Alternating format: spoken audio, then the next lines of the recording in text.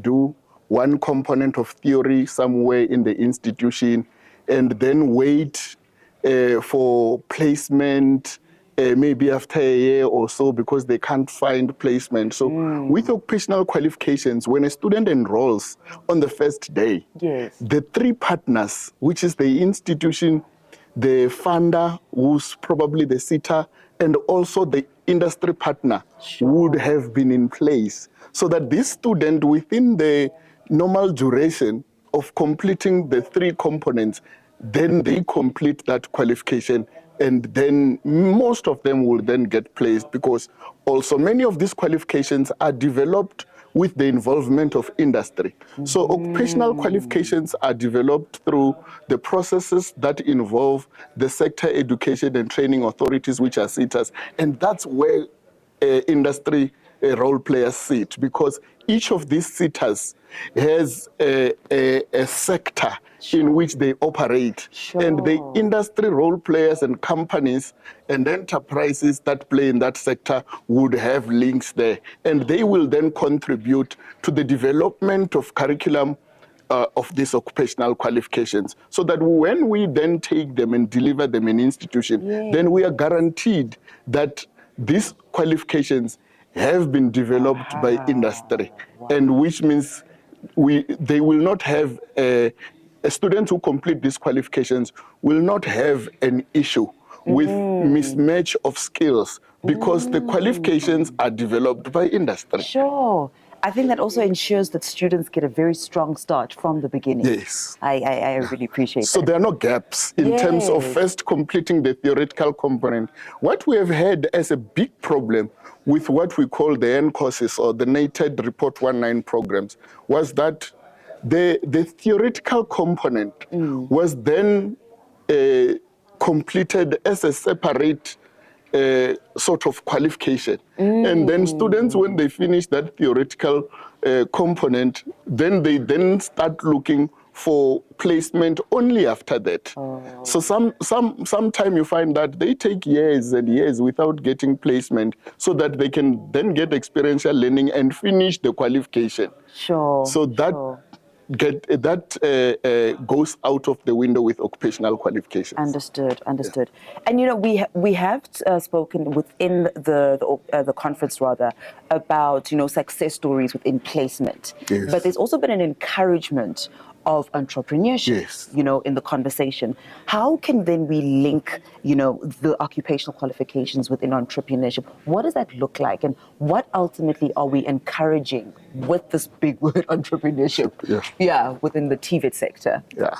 You know, one of the things that society should understand about the TVET qualifications is that they are designed and developed for two purposes. Sure. You can complete this qualification and go and be employed by an employer. Got you. Or you would have gained a skill that can enable you to start your own thing. Sure. So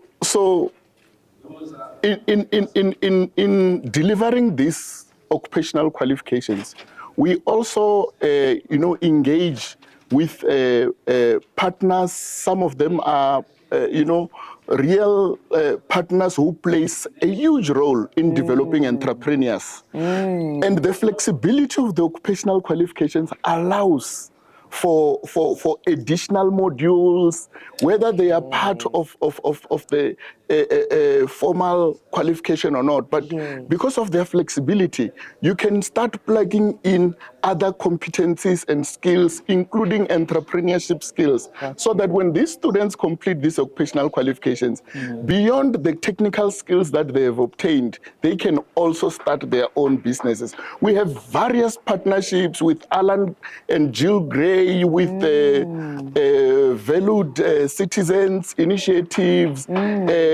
We have with Sasol Foundation. We've got a lot of partnerships that work in the space of developing competencies for entrepreneurship. You know, there is entrepreneurship for artisans, focusing on women students who are completing artisan trades in TVET College. So there are all those opportunities in the entrepreneurship space, and the occupational qualifications provide that space because of their flexibility. Thank you for offering us that insight this afternoon, Flekas. We truly appreciate it. Thank you for joining us. Thank you very much. Much appreciated. All righty then.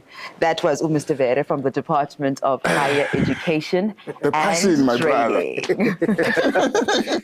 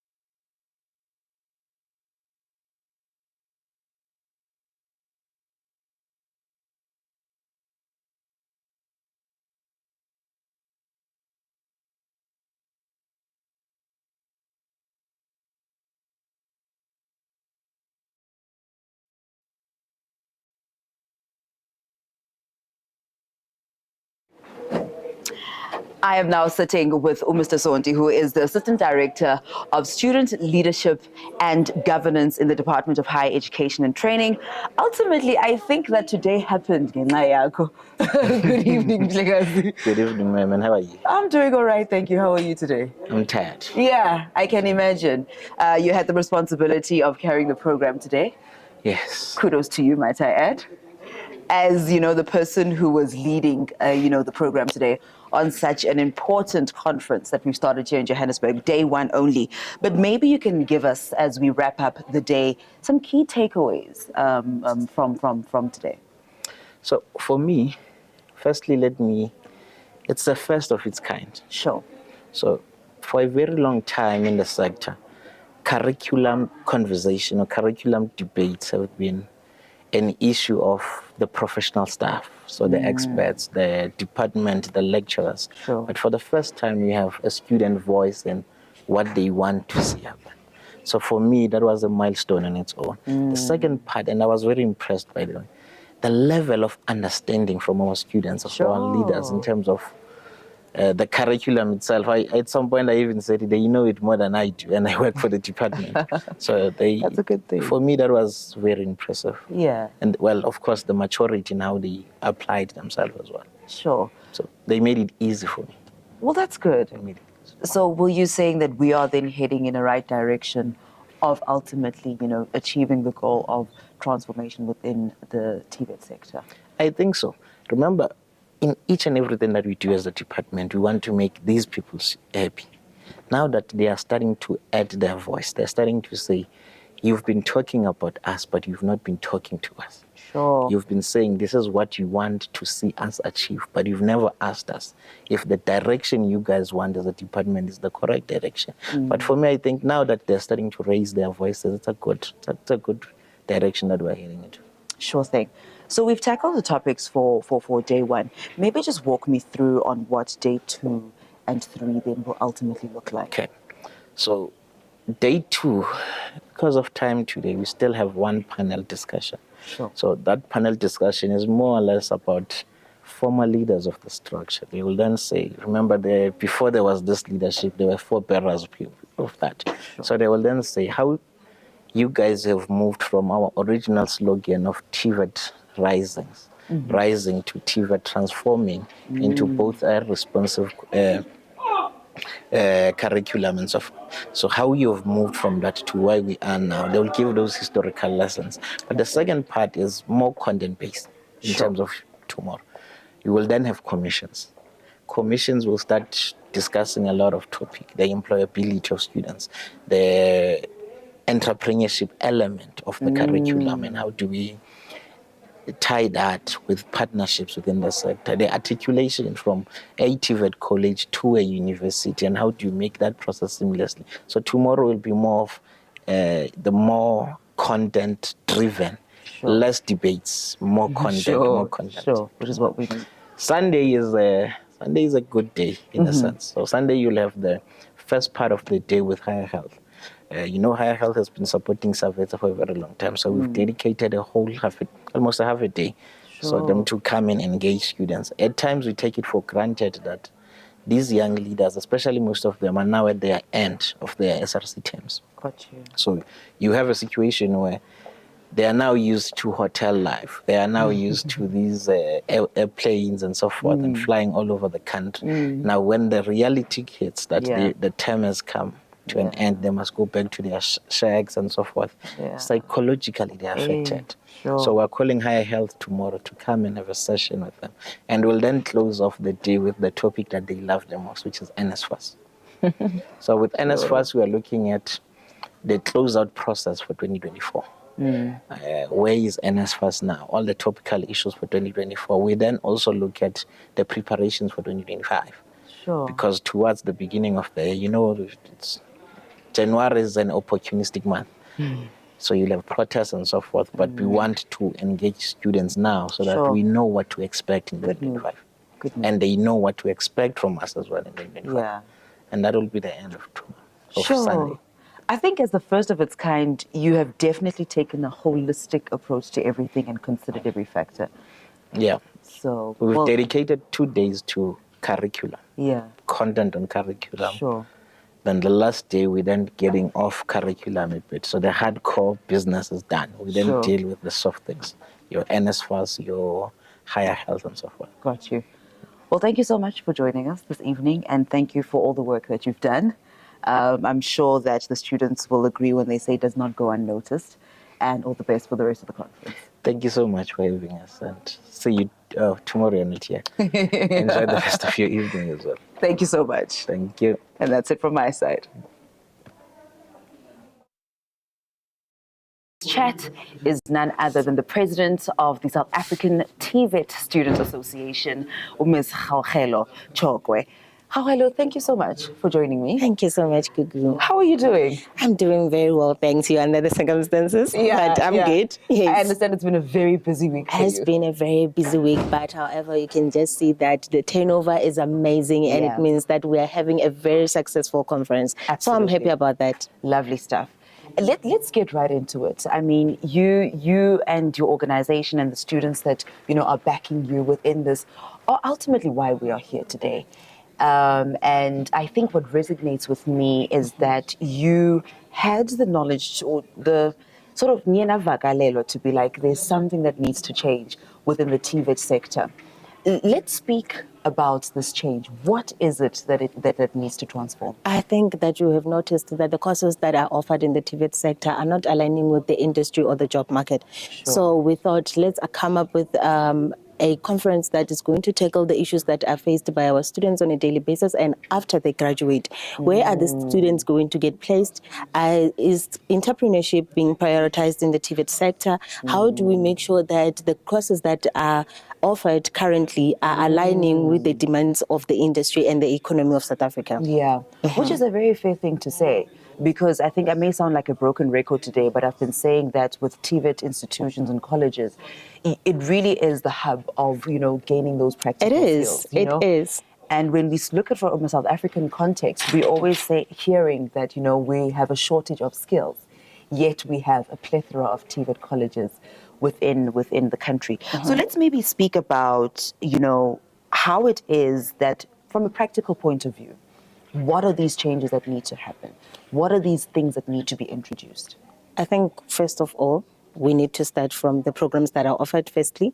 Secondly, we need to make sure that we establish partnership with industry to ensure that our students get absorbed. We ensure that they get funding when they need to start a business, because we can't expect them to say that you are going to become entrepreneurs, but we don't fund them. We don't place them in a position that they will get funding to start these businesses. Sure. So that's where I think we can start. Sure. Let's talk about making TVET colleges or institutions the first choice. We've been hearing this afternoon about how TVET colleges sometimes tend to be the last resort for some students who may not do well within the schooling sector. How is it that you think we can shift that mindset among South Africans in particular? I think currently we are in the process of shifting that mentality, especially when it comes to society, because in the previous years you would hear people saying that they would prefer to go to university rather than the TVET colleges. But right now, because when you look at the demand of the society and the industry, it demands that you have practical skills and technical skills more than your soft skills and stuff like that. So I think that the programs that are currently being offered, or the programs that are transforming into the sector, are the ones that are on high demand when it comes to the industry and the economy. And somebody once said that an economy that is focused on the TVET sector, it's one that is very much progressive, because because the universities don't offer practical side of things the way that TVET offers. Yeah, 100%. And, we've gathered here for a 3-day conference ultimately to iron these things out, to flesh these things out. It really is a collaborative process. But, when everything is said and done, what do you hope to see at the end of it all? We hope to see a concept document that is going to be implemented, and the department coming up with programs that are going to align with the demand of the industry, from the conversations that we've been having from this morning until Sunday. Sure. With that said, thank you so much. You're welcome. That was the president of the South African TVET Student Association, Ms. Gaugelo Chokwe, joining us today. We are still at the Birchwood Hotel Conference Center as well. I am your host, Gugu Pandle. Stay tuned.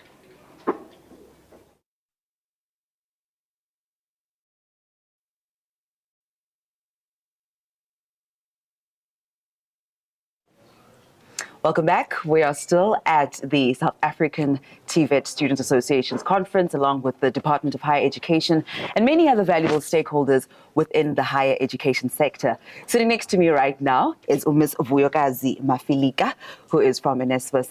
Hi, Sissy. Hi, sis. How are you? I'm good, thanks. How are you? Good, good. So far, so good with conference day? Yes, it's looking very good. And I enjoying actually the discussions, especially coming from the students. You know, oftentimes it comes to these discussions thinking they want to know about funding and all of those things. But now the topical issue is around the relevance of the curriculum and their employability. Sure. You know, this afternoon we have heard of, students with around the country, potential students rather, making TVET colleges their first choice. You spoke about a very important thing on, people who are currently in TVET institutions being ambassadors. Yes. Speaking about, how these institutions have maybe changed their lives or the opportunities that are there. Let's expand more on that and the importance of that. Yeah. I feel generally that we're not hearing a lot of stories or good stories of successful people that are coming from the TVET sector. Sure. And I think people are probably waiting for someone out there to talk on their behalf. One of the things that I think is that, well, it starts from a young age, because when you are young, our parents were conditioned that, as a young child, you want to become a doctor, and all we've ever known is the university system. Yeah. And I would understand why it's entrenched, because it's been there for over 100 years, so it has cemented itself. Sure. And the TVET sector has actually had to go through numerous changes such that people don't understand its offering. Now we have a chance in terms of those who have had an orientation in terms of vocational education to actually talk about it and what it is about. And I think we should not be waiting for other people to talk about what is happening in the TVET, because the people who know are the people who have gone through the system. So I think if each person, on an average every year, there's about over 300,000 students in the TVETs.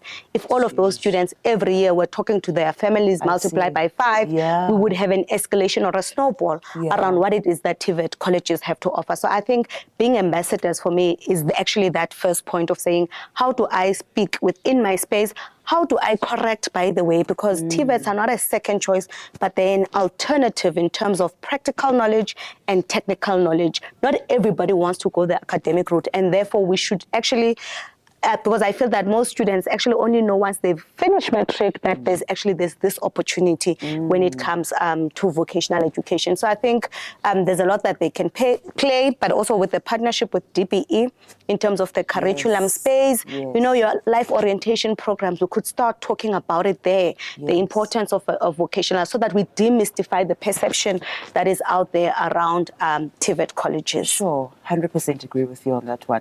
And, just for maybe, let's say, with your involvement now within NSFAS and how, as a stakeholder, you're playing your part within the TVET sector. Sure. As NSFAS, we fund over 250,000 TVET students who are doing your ministerially approved programs.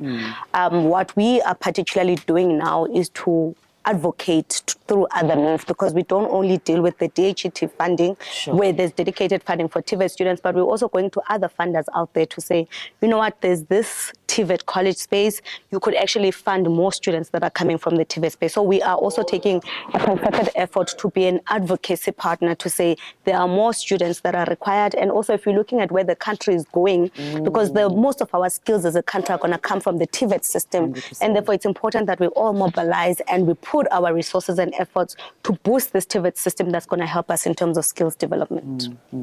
Wow. Well, with that said, thank you so much. All right. I could listen to you speak all day.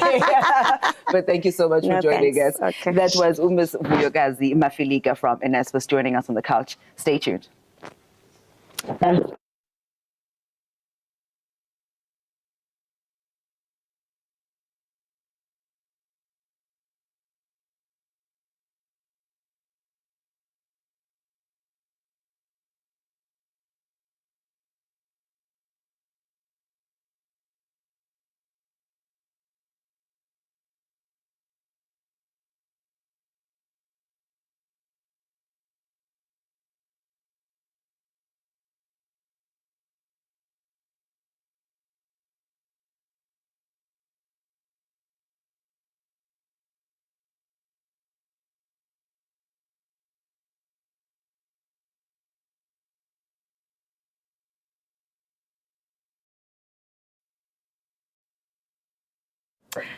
I'm now joined by Mr. Sabelo Buthelezi, who is the Chief Director of Special Projects at the Department of Higher Education and Training.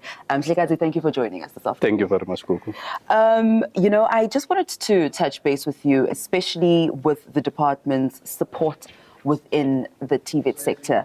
The students are calling for a transformation within the curriculum. We've expanded this afternoon on what that transformation could look like. But maybe just reel me in on how it is that you are supporting this sector. Thank you very much. Let me start on the importance of this gathering. Sure. It's very important that we are part to this gathering of students, where students are saying to us, or student leadership are saying to us, nothing about us without us. From the department perspective, we are driving this initiative of making TVET colleges the institutions of first choice for students. Part of that is ensuring that we have suitable infrastructure for trades and occupations that are in high demand, so that colleges are able to respond to the fourth industrial revolution and what the industry needs, so that we close the gap between the skills demand from the industry and the supply from the college, so that we prepare colleges not just to train for the sake of training, because we end up training for unemployment, but to train for the skills that the industry needs. We can only do that if we bring the industry to the college. And industry can come to the college if there is infrastructure that talks to their operations. Also, lecturers and facilitators that are having skills and capabilities to use that infrastructure and equipment to the benefit of the industry, so that the industry don't say we need to retrain people that we are getting from TVET colleges, as if the 3 years at colleges was a wasted opportunity. Sure. So with this 3-day sort of multidisciplinary conference that is happening, we're joined by students, like you said, it's a student-led sort of gathering, if I can put it that way. We've also got some lecturers, we've got, stakeholders within who play their different roles. And you've spoken about the importance of why it is that we've gathered here. But maybe you can tell me what it is that you hope to gain from this particular gathering. Firstly, having students' leadership, we hope that when this conference ends on the third day, we'll be having a common understanding. Sure. It's important to have a common understanding and a direction with the students in terms of what are the hope and aspiration of the department, but also from us hearing from them directly on what are they anticipating to achieve. What is it that we can make their life better at TVET colleges, so that while they are still leaders at colleges, they also become ambassadors of colleges at high schools and in communities. That will assist in changing perceptions that communities have about TVET colleges. Sure. Well, with that said, Mhlekazi, thank you so much for joining us. Thank you very much. We appreciate it. Thank you. Thank you so much.